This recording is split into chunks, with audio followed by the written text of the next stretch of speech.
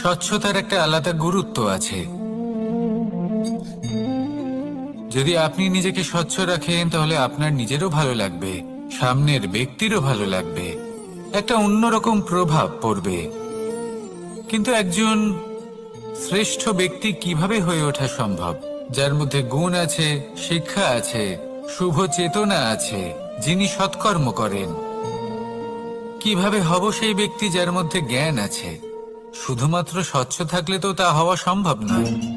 প্রথমে আপনাকে বুঝতে হবে যে মানুষের মধ্যে চারটি মূল তত্ত্ব আছে। প্রথম হলো তার শরীর, যার দ্বারা উনি যে কোনো কর্ম করে থাকেন। দ্বিতীয় তত্ত্ব হলো তার মন, যার দ্বারা কোনো কর্ম করার জন্য সে নিজেকে প্রেরণা দিতে থাকে। তৃতীয় তত্ত্ব হলো বুদ্ধি, যে কর্ম আমরা করতে চাই, যে লক্ষ্যে আমরা পৌঁছতে চাই, সেটা আমরা কিভাবে কোন পথে করব সেটা স্থির করা যায় বুদ্ধি দিয়ে। আর চতুর্থ তত্ত্ব হলো আত্মা। আত্মা হলো এমন এক তত্ত্ব যার কোনো সমাপ্তি নেই। আত্মা হলো অজয়। কিন্তু এরও শুদ্ধিকরণের প্রয়োজন হয়। এই চারটি তত্ত্বের শুদ্ধিকরণ করতে থাকুন, এদের নির্মল রাখুন, শুদ্ধ রাখুন। এবং এটা কিভাবে হবে? শুভ চেতনা দ্বারা, জ্ঞানের দ্বারা, এবং সব থেকে বেশি গুরুত্বপূর্ণ প্রেমের দ্বারা। আসুন আমার সাথে ভালোবেসে বলুন, রাধা রাধা। মানুষের এই সংসারে জীবনযাপন করার জন্য কিছু জিনিসের প্রয়োজন পড়ে। এমন কিছু আবেগ, এমন কিছু বস্তু আছে যেগুলো তার প্রয়োজন হয়। কিন্তু সব থেকে বেশি যে জিনিসটা তার প্রয়োজন হয় সেটা হলো সম্মানের। আমাদের ভালো লাগে যখন কেউ আমাদের সম্মান করে। আমরা কাউকে সম্মান করলে তারও সেটা ভালো লাগে। কিন্তু আপনি দেখবেন যে সংসারে বেশিরভাগ মানুষ দুটি মাপদণ্ডের ভিত্তিতে সম্মান করেন। হয় বয়স দেখে করেন বা উপার্জন দেখে, অর্থাৎ সেই ব্যক্তি কতটা উপার্জন করেন। এবার ভেবে দেখুন, এটা আবশ্যক নয় কারোর বয়স যদি বেশি হয় তার বুদ্ধিও ততটাই বেশি হবে। আবশ্যক এটাও নয় যে কোনো ব্যক্তি যদি অত্যন্ত ধনী হন বা তার মনও নির্মল হবে বা তিনি সৎকর্ম করবেন বা এমন কোনো কর্ম করবেন যাতে উনি সম্মান লাভ করতে পারেন। হতে পারে উনি ধনী কিন্তু দুশ্চরিত্র। সেই জন্য বয়স বা উপার্জন দেখে কোনো ব্যক্তিকে সম্মান করবেন না। কর্ম দেখুন। যদি গভীরভাবে ভেবে দেখেন তাহলে দেখবেন যদি কোনো মানুষ কোনো সৎকর্ম করেন তাহলে তার প্রতি হৃদয় থেকে সম্মান জাগ্রত হয়। এটাই হলো সেই সম্মান যা অর্জন করতে হবে। বয়স আজ আছে, কাল আরো বৃদ্ধি পাবে। উপার্জন আজ আছে, কাল সেটা কমে যেতেও পারে। কিন্তু যদি আপনি নিরন্তর শুভকর্ম করতে থাকেন তাহলে আপনি মৃত্যুর পরেও অমর হয়ে থাকবেন। আসুন আমার সাথে ভালোবেসে বলুন, রাধা রাধা। আমাদের জীবনে আমরা যখনই এমন কোনো মানুষের সাথে পরিচিত হই যে বয়সে, পদে এবং আর্থিক দিক থেকে আমাদের থেকে পিছিয়ে, তখন আমরা সবাই খুব হীন নজরে তাদের দিকে দেখি। মনেই করি না যে সেই ব্যক্তির নিজস্ব একটা অস্তিত্ব রয়েছে, তার নিজেরও একটা মাহাত্ম্য রয়েছে। আমাদের মনেই হয় না যে আমাদের সামনে দাঁড়িয়ে থাকার যোগ্যতা আছে তাদের। চলুন আপনাকে একটা প্রশ্ন করি, শূন্যের নিজস্ব মূল্য কোথায়? আপনি বলবেন কিছুই না। শূন্যের আবার নিজস্ব মূল্য কোথায়? কিন্তু যখন এই শূন্যই কোনো সংখ্যার সাথে এসে যুক্ত হয়ে যায়, কোনো অঙ্কের সাথে এসে যুক্ত হয়ে যায়, তখন তার মূল্য অনেক গুণ বৃদ্ধি পায়। অর্থাৎ এই শূন্যের মূল্য অবশ্যই আছে। আর আমাদের জীবনেও এমন কিছু ব্যক্তি থাকেন, তাদের দেখে মনে হয় যে এদের কোনো মূল্যই নেই, কিন্তু যখন এই ব্যক্তি কারোর সাথে এসে জুড়ে যান, তখন তার মূল্য সেই ব্যক্তির বৃদ্ধি ঘটায়। এই সংসারে এমন কোনো ব্যক্তি নেই যার কোনো মূল্য নেই। যদি আমরা ধনুকের কথা বলি, তাহলে তার জন্য একটি দড়ির প্রয়োজন হয়, যেটি প্রত্যঞ্চা হিসেবে ব্যবহৃত হয়। যদি এই প্রত্যঞ্চা না থাকে, তাহলে ধনুকের কোনো মূল্যই থাকে না। যদি প্রত্যঞ্চা না থাকে, তাহলে ধনুকের অস্তিত্ব অসম্পূর্ণ থেকে যায়। এই সংসারে যে কোনো ব্যক্তি হোক বা যে কোনো বস্তু হোক, প্রত্যেকের নিজস্ব একটি মূল্য আছে। তার সম্মান করুন, সামনে অগ্রসর হন, আর আমার সাথে ভালোবেসে বলুন, রাধা রাধা। মানুষের জীবনে উন্নতি লাভ করার জন্য 3টি স্তম্ভের প্রয়োজন হয়। প্রথম স্তম্ভ শিক্ষা। এই শিক্ষা আমাদের জ্ঞান প্রদান করে। দ্বিতীয় স্তম্ভ ব্যবসা, যার দ্বারা আমরা ধন উপার্জন করি।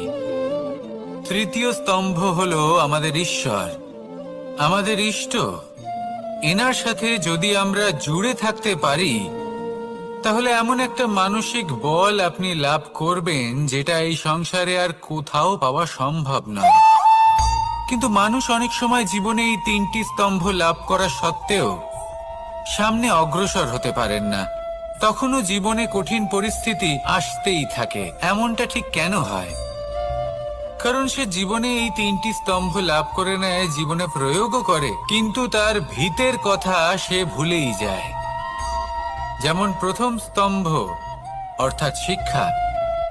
এই শিক্ষার আধার হলো শুভ চেতনা। যদি অন্তরে শুভ চেতনা না থাকে, তাহলে এই শিক্ষার কোনো গুরুত্ব থাকে না। দ্বিতীয় স্তম্ভ ব্যবসা। পরিশ্রম করে উপার্জন করতে হবে, এই কথাটা আমরা সবাই জানি এবং সবাই চেষ্টাও করি। কিন্তু ব্যবসা করতে করতে আমরা এটা ভুলে যাই আমাদের ব্যবহার কেমন হয়ে পড়েছে। এই ব্যবহার যদি শুভ হয়, তাহলে আমাদের উপার্জন আস্তে আস্তে একটা স্থির জায়গায় এসে পৌঁছবে। এবং তৃতীয় স্তম্ভ আমাদের ভগবান। যদি ওনার স্মরণে আপনি যেতে চান, তাহলে তার পূর্বে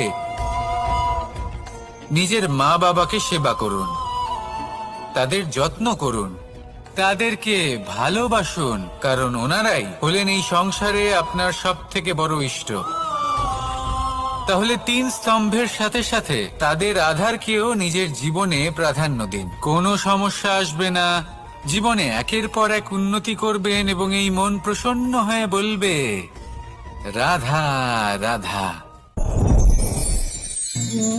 সুখ, দুঃখ এবং শক্তি, এই 3 হলো এই সংসারের ত্রিদেবের মতো। আমাদের জীবনে যা কিছু ঘটছে, এই 3টির ভিত্তির উপরেই হচ্ছে। আসলে এই সংসারের একটা নিয়ম আছে। যখনই আপনি কিছু লাভ করেন, এই সংসার আপনার পরীক্ষা নেয়। এটা জানার জন্য আপনার পরীক্ষা নেয় যে আপনি যা কিছুই লাভ করেছেন, আপনি কি আদৌ সেটার যোগ্য কি না। ঠিক সেইভাবেই এই সুখ, দুঃখ এবং শক্তি আপনার পরীক্ষা নিয়ে থাকে। যখন সুখ আসে, তখন সে আপনার পরীক্ষা নেয় যে আপনার মধ্যে অহংবোধ জাগ্রত হয়নি তো। যদি অহংবোধ চলে আসে, তাহলে সুখ সেখানেই সঙ্গ ত্যাগ করে। দুঃখ আপনার ধৈর্যের পরীক্ষা নিতে থাকে। আর যদি আপনার মধ্যে ধৈর্য না থাকে, তাহলে এটা আপনাকে আরো বেশি দুঃখের গভীর অন্ধকারে ঠেলে দেবে। সেখানে শক্তি পরীক্ষা নেয় আপনার বিনম্রতার। যদি আপনি বিনম্র না হন, তাহলে হয় এই শক্তি আপনার সঙ্গ ত্যাগ করবে, নয় এই শক্তি বিনম্রতার অভাবে আপনার পতনের কারণ হতে পারে। এই সংসারে যে কোনো ব্যক্তি যিনি এই পরীক্ষায় উত্তীর্ণ হয়ে থাকেন, এই জীবনে তিনি সাফল্য লাভ করেন। আসুন আমার সাথে ভালোবেসে বলুন, রাধা রাধা। ভয়ের সাথে আমরা সবাই পরিচিত, কষ্টও আমরা সবাই পেয়েছি। কখনো কখনো আমরা অসুস্থ হয়ে পড়ি, আর এমন সময় হলে মাতার মমতা, কখনো বাবার স্নেহ, কখনো বন্ধুদের পাশে থাকার অনুভূতি আমাদের রোগ নিরাময়ে সাহায্য করে। কখনো যদি আমরা নিরাশ হয়ে পড়ি, তখন যদি আমাদের কোনো আপনজন আমাদের দুটো ভালো কথা বলে, তখন আমাদের মনোবল বেড়ে যায়। ঠিক তেমন সংসারের এই রঙ্গমঞ্চে যদি আপনি পীড়িত অনুভব করেন, কিছু শুভ কথা আলোচনা করুন, কিছু স্তুতি গান করুন, কিছু মুহূর্তের জন্য হলেও নিজের ইষ্টদেবের কথা স্মরণ করুন আর প্রার্থনা করুন। সাহস বাড়বে, শক্তিও বৃদ্ধি পাবে এবং সামনে এগিয়ে চলার পথও দেখতে পাবেন। তখন এই মন প্রসন্ন হয়ে বলবে, রাধা রাধা। মানুষের জীবনে উন্নতি লাভ করার জন্য 3টি স্তম্ভের প্রয়োজন হয়। প্রথম স্তম্ভ শিক্ষা। এই শিক্ষা আমাদের জ্ঞান প্রদান করে। দ্বিতীয় স্তম্ভ ব্যবসা, যার দ্বারা আমরা ধন উপার্জন করি। তৃতীয় স্তম্ভ হলো আমাদের ঈশ্বর, আমাদের ইষ্ট। এনার সাথে যদি আমরা জুড়ে থাকতে পারি, তাহলে এমন একটা মানসিক বল আপনি লাভ করবেন যেটা এই সংসারে আর কোথাও পাওয়া সম্ভব নয়। কিন্তু মানুষ অনেক সময় জীবনে এই 3টি স্তম্ভ লাভ করা সত্ত্বেও সামনে অগ্রসর হতে পারেন না। তখনও জীবনে কঠিন পরিস্থিতি আসতেই থাকে। এমনটা ঠিক কেন হয়? কারণ সে জীবনে এই 3টি স্তম্ভ লাভ করে নেয়, জীবনে প্রয়োগও করে, কিন্তু তার ভিতের কথা সে ভুলেই যায়। যেমন প্রথম স্তম্ভ অর্থাৎ শিক্ষা। এই শিক্ষার আধার হলো শুভ চেতনা। যদি অন্তরে শুভ চেতনা না থাকে, তাহলে এই শিক্ষার কোনো গুরুত্ব থাকে না। দ্বিতীয় স্তম্ভ ব্যবসা। পরিশ্রম করে উপার্জন করতে হবে, এই কথাটা আমরা সবাই জানি এবং সবাই চেষ্টাও করি। কিন্তু ব্যবসা করতে করতে আমরা এটা ভুলে যাই আমাদের ব্যবহার কেমন হয়ে পড়েছে। এই ব্যবহার যদি শুভ হয়, তাহলে আমাদের উপার্জন আস্তে আস্তে একটা স্থির জায়গায় এসে পৌঁছবে। এবং তৃতীয় স্তম্ভ আমাদের ভগবান। যদি ওনার শরণে আপনি যেতে চান, তাহলে তার পূর্বে নিজের মা বাবাকে সেবা করুন, তাদের যত্ন করুন, তাদেরকে ভালোবাসুন, কারণ ওনারাই হলেন এই সংসারে আপনার সবথেকে বড় ইষ্ট। তাহলে 3 স্তম্ভের সাথে সাথে তাদের আধারকেও নিজের জীবনে প্রাধান্য দিন। কোনো সমস্যা আসবে না, জীবনে একের পর এক উন্নতি করবেন এবং এই মন প্রসন্ন হয়ে বলবে, রাধা রাধা। সুখ, দুঃখ এবং শক্তি, এই 3 হলো এই সংসারের ত্রিদেবের মতো। আমাদের জীবনে যা কিছু ঘটছে এই 3টির ভিত্তির উপরেই হচ্ছে। আসলে এই সংসারের একটা নিয়ম আছে। যখনই আপনি কিছু লাভ করেন, এই সংসার আপনার পরীক্ষা নেয়। এটা জানার জন্য আপনার পরীক্ষা নেয় যে আপনি যা কিছুই লাভ করেছেন, আপনি কি আদৌ সেটার যোগ্য কিনা। ঠিক সেইভাবেই এই সুখ, দুঃখ এবং শক্তি আপনার পরীক্ষা নিয়ে থাকে। যখন সুখ আসে, তখন সে আপনার পরীক্ষা নেয় যে আপনার মধ্যে অহংবোধ জাগ্রত হয়নি তো। যদি অহংবোধ চলে আসে, তাহলে সুখ সেখানেই সঙ্গ ত্যাগ করে। দুঃখ আপনার ধৈর্যের পরীক্ষা নিতে থাকে, আর যদি আপনার মধ্যে ধৈর্য না থাকে, তাহলে এটা আপনাকে আরো বেশি দুঃখের গভীর অন্ধকারে ঠেলে দেবে। সেখানে শক্তি পরীক্ষা নেয় আপনার বিনম্রতার। যদি আপনি বিনম্র না হন, তাহলে হয় এই শক্তি আপনার সঙ্গ ত্যাগ করবে, নয় এই শক্তি বিনম্রতার অভাবে আপনার পতনের কারণ হতে পারে। এই সংসারে যে কোনো ব্যক্তি যিনি এই পরীক্ষায় উত্তীর্ণ হয়ে থাকেন, এই জীবনে তিনি সাফল্য লাভ করেন। আসুন আমার সাথে ভালোবেসে বলুন, রাধা রাধা। ভয়ের সাথে আমরা সবাই পরিচিত, কষ্টও আমরা সবাই পেয়েছি। কখনো কখনো আমরা অসুস্থ হয়ে পড়ি, আর এমন সময় হলে মাতার মমতা, কখনো বাবার স্নেহ, কখনো বন্ধুদের পাশে থাকার অনুভূতি আমাদের রোগ নিরাময়ে সাহায্য করে। কখনো যদি আমরা নিরাশ হয়ে পড়ি, তখন যদি আমাদের কোনো আপনজন আমাদের দুটো ভালো কথা বলে, তখন আমাদের মনোবল বেড়ে যায়। ঠিক তেমন সংসারের এই রঙ্গমঞ্চে যদি আপনি পীড়িত অনুভব করেন, কিছু শুভ কথা আলোচনা করুন, কিছু স্তুতি গান করুন, কিছু মুহূর্তের জন্য হলেও নিজের ইষ্টদেবের কথা স্মরণ করুন আর প্রার্থনা করুন। সাহস বাড়বে, শক্তিও বৃদ্ধি পাবে এবং সামনে এগিয়ে চলার পথও দেখতে পাবেন। তখন এই মন প্রসন্ন হয়ে বলবে, রাধা রাধা। এই সংসারে কখনো কোনো ব্যক্তিকে তার বাইরের পোশাক দেখে বিচার করার চেষ্টা করবেন না, এটা খুব বড় ভুল করবেন। যেমন আমরা জীবনে অনেক সময় এমন করি, ধরুন কোথাও একটা গাছ দেখলাম, খুব বিশাল আকারের একটা গাছ, যেটা মাটির থেকে অনেক উঁচুতে পৌঁছে গেছে, যার বিশাল শাখা আছে। সেগুলো দেখে আমরা ভাবি যে এই গাছে হয়তো কত সুস্বাদু ফল আছে। আমরা সেই গাছের পরিচর্যা করতে থাকি। আবার অন্যদিকে হলো একটি তৃণ, যেটা মাটি থেকে কিছুটা উঁচুতে পৌঁছেছে, কিন্তু সেই তৃণর নিচে, মাটির নিচে অত্যন্ত সুস্বাদু ফল বা সবজি জন্ম নেয়, যা আমাদের স্বাস্থ্যের পক্ষে অত্যন্ত উপকারী। সেই জন্য কখনো আবরণ দেখে কাউকে বিচার করতে চেষ্টা করবেন না। তার বদলে এটা বোঝার চেষ্টা করুন যে আপনার সামনে যে ব্যক্তি আছে বা বস্তু আছে, তার বিশেষত্ব কি। যদি এই বিশেষত্ব বোঝার ক্ষমতা আপনি অর্জন করেন, যদি এই শিল্প আপনি নিজের ভেতরে জাগ্রত করেন, তাহলে এই সংসারে বিশেষত্ব কি সেটা আপনি জানতে পারবেন। আর এই সমস্ত খেলা দৃষ্টি থেকে নয়, দৃষ্টিভঙ্গি থেকে জন্ম নেয়।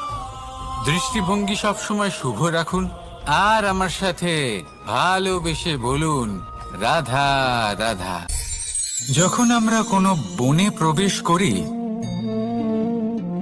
তখন এই সবুজ ঘাস দেখে, এই কোমল ঘাস দেখে আমাদের মন প্রফুল্ল হয়ে ওঠে। ভিন্ন ভিন্ন প্রজাতির ফুল, ভিন্ন ভিন্ন রঙের ফুল দেখে এই মন আনন্দে ভরে ওঠে।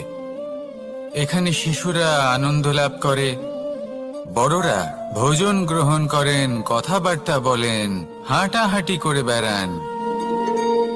এবার ভেবে দেখুন, যখন এই উপবনের নির্মাণ হয়েছিল, সেই সময় যদি এই মাটিকে সঠিকভাবে খনন না করা হতো, যদি তাতে সঠিকভাবে বীজ রোপণ না করা হতো, যদি কোনো সংঘর্ষ না হতো, পরিশ্রম না করা হতো, যদি চলতে চলতে পায়ে কাঁটা না বিঁধে যেত, তাহলে এই সুন্দর বন দেখে আমরা কি এই আনন্দ লাভ করতে পারতাম? কখনোই নয়। ধরুন কোনো নদীর তটে সুন্দর একটি বন আছে, সেই বনের আনন্দ লাভ করতে গেলে আপনাকে সেই নদী পার করতেই হবে। যদি সুখের নদীর কাছে পৌঁছতে চান, তাহলে তটে যে কাঁটা রয়েছে সেগুলোর সাথে সংঘর্ষ করতেই হবে। এই সংসারে যদি আপনি সুখ লাভ করতে চান, তাহলে সুখ লাভের এই যাত্রা শুরু করতে হবে সংঘর্ষ দ্বারা। তাহলে সংঘর্ষকে স্বাগত জানান, এর পেছনেই সুখ রয়েছে যা আপনার জন্য অপেক্ষা করছে। এবার হাসুন আর আমার সাথে ভালোবেসে বলুন, রাধা রাধা। মানুষ সুখী জীবন যাপনের প্রতি এতটাই অভ্যস্ত হয়ে পড়ে যে একটা ছোট্ট সমস্যা এলেই সে সবার থেকে সাহায্য চাইতে শুরু করে দেয়।